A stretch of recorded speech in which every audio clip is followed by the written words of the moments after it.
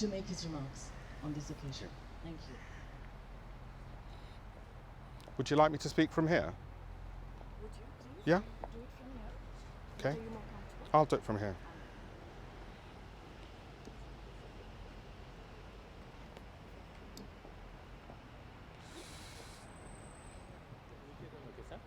Thank you.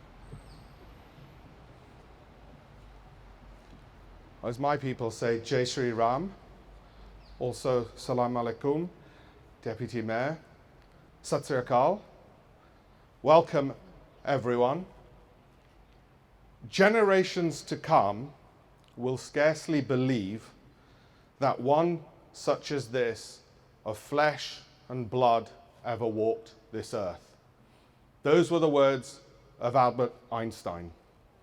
Consider that then, that the greatest mind in Western civilization held in awe and wonderment the greatest that my civilization had ever produced, in absolute awe and wonderment. And let us not also forget, whilst we commemorate Gandhiji and non-violence, it was thanks to him that British Indian soldiers were released to fight in the Second World War for British independence. Long before India got her independence, Indian soldiers fought for British independence against German dominance. He had that vision as well. Consider also the values he represents. At this most dangerous time in the world, we have a man whose values transcended countries, religions. At his funeral, it was said that whilst he possessed no great title, he was not a king, he was not an emperor, he did not have any scientific achievement to his name, could not play a musical instrument, had created no great intellectual property, died in poverty, yet the entire world, from the leader of the USSR to the President of the United States, kings, queens, paid tribute to this little brown man in a loincloth. Imagine those values transcending every religion, every country, and how we need that now.